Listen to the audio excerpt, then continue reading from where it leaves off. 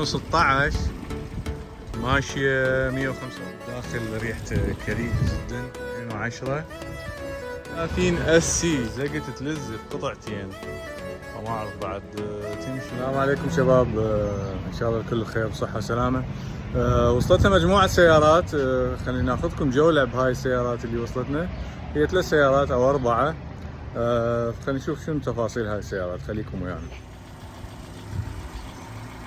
السيارة الأولى هي هيونداي الانترا 2016 ماشية 145,000 بس تعبانة يعني. مثل ما تشوفون ماكو مكان بيما مضروب. عندك هنا بالتكنة هذه، عندك جوا بالباب، الباب هذا في ضربة، دعامية لونين، جايبيلها لون ثاني منهم. عندك ضربة بالباب، الباب الأمامي، الباب الخلفي، كامل لك هذا الجانبي مبدليه جديد بس ما صابغيه. كذلك الدعامية كان بيها ما بي ضربة. طبعا ما احكي لكم الداخل ريحته كريهة جدا ووسخة، بس هي شنو بصمة فتحة كاميرا، فيحتاج لها شغل هواية. يعني ان شاء الله فيديو ثاني نراويكم النتيجة النهائية شلون تصير هذه السيارة. السيارة الثانية اللي وصلتني هي هذه هوندا سيفيك 2010. هذه هم كذلك هم تعبانة والله، يعني ماشية 144,000. هذه من عندك الأمامي.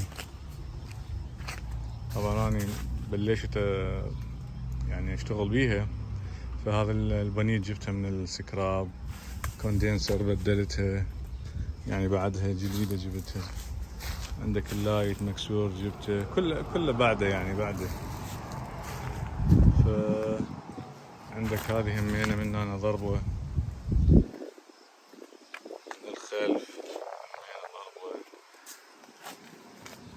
كل القطع جبتها الحمد لله والشكر، بس باقي على التركيب وهذه الدعمات نصلحها. طبعا هذه هي من هنا الضربة، بس هي شنو هذه الهوندا هنا مرغوبة بصراحة، وغراضها متوفرة بكثرة.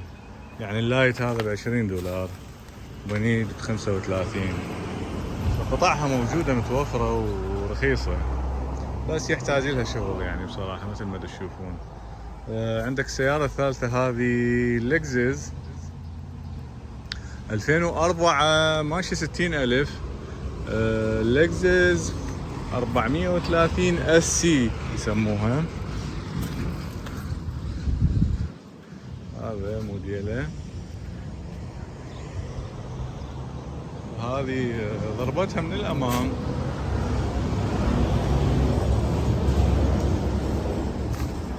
ضربتها من هنا يعني بسيطة. هي طبعا الدعامية مالتها غالية جدا، فأنا حاولت أصلحها. مثل ما تشوفون لزقت تلزق قطعتين، فما أعرف بعد تمشي ما تمشي، الله كريم. بعد نشوف النتيجة بعدين شلون تصير. يعني أنا لزقت قطعتين منا ومنا، وطبعا فايبر جلاس من ورا، وبعد نشوف شلون راح ترهم. الشامل لك هذا موجود، الفندر او الرفرف، بس هي شيء على شيء سيارة نظيفة جدا من الداخل. جلد، هذه السقف اعتقد ينفتح. هذه سعرها لحد الان $3,000. هذيك السيفيك اعتقد 1500 صارت، هي والرسوم والهاي الشغلات مالتها، يعني تنباع لها فد ب2.5 ب3، ولو بيها شغل هواية تعب يعني. شوف القطع مالتها بالداخل كلها.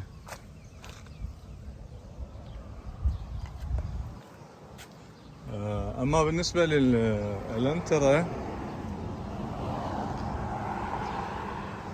بالنسبة للالنترا سعرها 1800 من المزاد مع الرسوم مع الكذا، اقول تصير $2000 حاليا، بس هي يحتاج لها صبغ وسمكرة يعني. هذا كله راح يعني يتمعجن، فان شاء الله راح ابلش بيها. طبعا الصندوق كان ما ينفتح، فتحت الكوشن الورا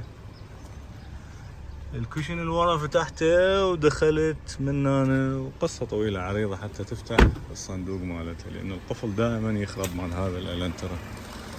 فهي هذه السيارات اللي وصلت. طبعا عندني سيارة رابعة همينة موجودة يم المزاد، نحاول ان شاء الله نصور. شباب هذه بلشت انا بيها التصليح، صلحت وهاي معجون بعد بس برايمر ويبدي مرحلة الصبغ. تقريبا هي راح تنصبغ احزام، لانه ماكو مكان ما راح يصير بيه معجون وصبغ، فالاسهل انه تنصبغ كلها تقريبا يعني ما عدا القمارة.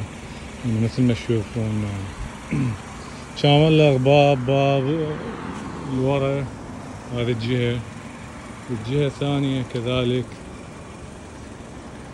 منه هذا شامل، هاي منه تكمة باب الخلفي الدعامية الخلفية، فتقريبا يعني حزام راح يكون الصبغ مالته.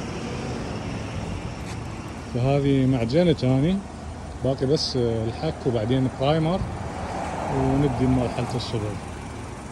راح تقول لي صور لنا مراحل التصليح. بصراحة أنا ما يعني بحدي يا دوب ألحق أشتغل، بس مثل ما تشوفون يعني أنت تضرب معجون تحاول تعدل. أنا حاول يعني بصراحة ما عدلت هواية، كلش قليل، لأن هي طخة بسيطة. تعال افتح لازم افتح الباين مال الباب ودقدق وسوي، وبالنهاية هي لازم تنضرب معجون. فضربت معجون وحكيته وبعدين برايمر، وبعدين يبدي مرحلة الصبغ. ان شاء الله فيديوهات جاية ان شاء الله، اذا اكو احد وياي او عندي مجال اصور لكم كل مراحل يعني بالتفصيل الممل، يعني شلون تصلح الدعمة او الطعجة، شلون تضربها معجون برايمر والصبغ، كل المراحل من الف الى الياء ان شاء الله باذن الله.